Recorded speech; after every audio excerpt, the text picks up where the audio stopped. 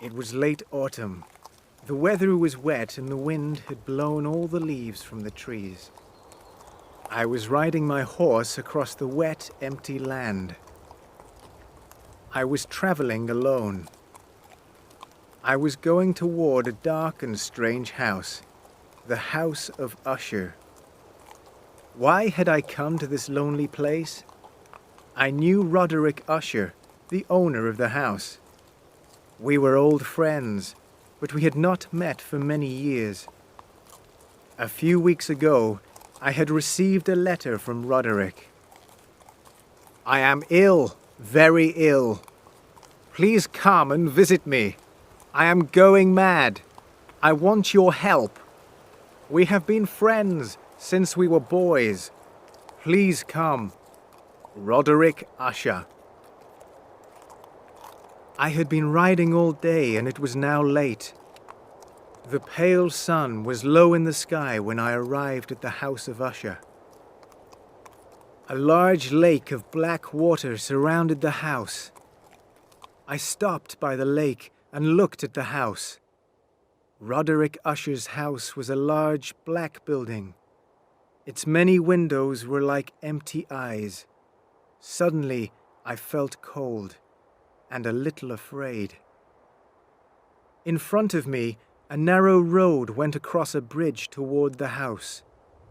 I walked my horse along the narrow road until I reached the walls of the house. I knocked on the front door, and a servant opened it. He took my horse to a stable. Then he led me inside the house. We climbed many stairs to his master's room. Lamps burned along the walls, but they gave little light. The long corridors and stairways were full of dark shadows. The servant opened a big wooden door, and I looked inside a large room. At first, I did not recognize the man who was lying on a sofa. Then I saw that it was Roderick USHER. My friend had changed. He looked pale and ill. We were the same age, but he looked much older than me. His hair was silver gray and as soft as the web of a spider. I thought that Roderick was asleep because his eyes were closed. But as I entered the room, he sat up. Then he opened his eyes. They shone strangely in the weak light from the lamps. I walked toward him. "Welcome, my oldest and dearest friend," he said. But he did not shake my hand or come near me. "Please excuse me," he said. "I don't wish to be rude, but I'm ill. I can't touch another man's hand. Please sit down. Rest a moment. A servant will take you to your room very soon. Then we shall have dinner and talk. I'm glad that you have come," he went on. "I have no one to talk to. My sister lives with me, but she is sick." At that moment, a woman walked into the room. She was very pale and her eyes shone strangely. She wore a black dress with a high collar. The collar covered her long neck. She did not look toward me, and she did not speak. Roderick USHER spoke to her. "Madeline," he said. "Madeline, this is my old friend."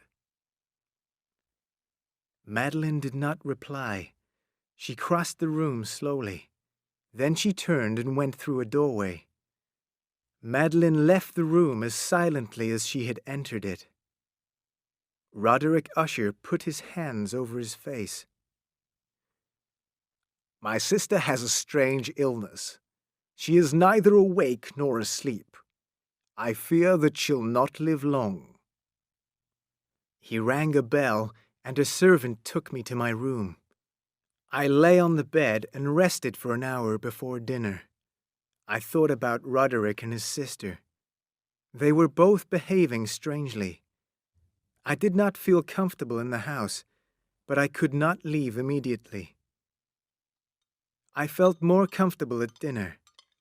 Roderick asked me about my life. He looked happier. I forgot about his sister in the strange old house. Roderick Usher looked after me well for several days. We ate and drank and talked. We read books in the library. I painted pictures. Roderick played the guitar. I did not see Madeline again, and I did not ask about her. Roderick had been alone for too long. He talked about happier days. We talked about the time when we were boys, but sometimes Roderick suddenly stopped talking. He stared in front of him. Then he turned his head to the left, then to the right. Was he listening to something? There was a look of sadness and fear on his face. I, too, felt afraid at these times. I did not like this house of Usher, but I had come a long way to visit Roderick. I could not leave my friend. He wanted me to stay with him. As the days passed, Roderick became more quiet and sad. One evening, he suddenly came into my room. "Madeline is dead," he said. I was shocked. I did not know what to say. I did not know what to do. "I need your help," said Roderick Usher. "Madeline had been very ill. She was going to die. I knew this. But she mustn't be buried near a church. She'll lie in this house. I'll keep her body in a room under the house. Will you help me?" My friend's words frightened me, but I did not ask any questions. I do not know why. We carried Madeline's body down many steps to a room under the house. No one had been in the room for many years. There were soft gray spiders' webs hanging from the ceiling. The air was cold and damp. There were several lamps burning on the walls, but they gave little light. A wooden coffin was in the center of the room. I helped Roderick to put his sister's body in the coffin. She wore a white dress. Her face was as white as her dress. Roderick looked at his sister for a long time. "Madeline will rest here," he said sadly.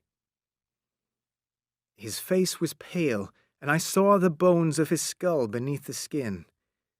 He had not eaten for several days. Madeline was not breathing, and her heart was not beating. But Madeline's body was not cold. Then I knew, and I was afraid. She was dead, but she was not dead. Roderick fastened the lid on the coffin.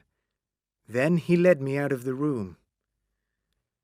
"No one will ever come here again," he said. "Madeline is resting now. No one will wake her." But from that moment, Roderick Usher never rested. He did not sleep. How long can a man live without sleep? He walked from room to room. He stared in front of him. He turned his head to the left, then to the right. Was he listening to something? Was Roderick Usher mad? I too could not sleep. I lay on my bed and thought about the strange house of Usher. Suddenly, my bedroom door opened and Roderick came into the room. He was holding a lamp. His eyes were bright and wild. "Did you hear it?" he said. "Did you see it?" "Hear what?" I asked. "See what?" "You will understand soon," he said. He pulled back the curtains and opened the window. It was dark outside and there was a storm. The wind was blowing and rain was falling. Then a flash of lightning lit the sky. A few seconds later, there was a crash of thunder. The wind blew into the room. It screamed as it blew around the room. The door crashed shut, and the flame in the lamp went out. Suddenly, there was a loud noise and the floor of the room moved. "I can hear the softest sounds," Roderick said. "I can hear everything. I can hear her." "Who can you hear?" I asked loudly. I covered my face because the wind was blowing into my eyes. "Madeline," Roderick replied. "I can hear her. She's coming here. She has opened her coffin. She's coming up the stairs. She's coming for me." The strong wind blew around the room again. It blew the door of the room open. Outside, lightning flashed again and again. Suddenly, I saw Madeline Usher. She was standing in the doorway. She was wearing the white dress, but it was no longer white. Her dress was covered in blood. Madeline had broken out of her coffin. She had torn her hands and her face. There was blood on her fingers, her face, and her dress. Madeline's eyes were open, but she saw nothing. She stared in front of her. She held her hands out toward her brother. Slowly, Roderick went toward her, and she closed her blood-red arms around his body. Roderick gave a terrible scream and fell to the floor. Madeline fell with him. Their bodies lay on the floor and they did not move. They were both dead. I ran from the terrible house of Usher. I ran across the narrow bridge. When I reached the other side of the lake, I turned around. I looked back at the house. The wind was still blowing around the house. It made the sound of a wild animal. And I could see the wind. It was black and terrible. Lightning flashed in the sky, and thunder crashed. Then a bright flash of lightning hit the house and the walls broke. Slowly, the house started to fall. With a great roar, the house fell into the lake. Then the water of the lake covered the house of Usher, and there was silence.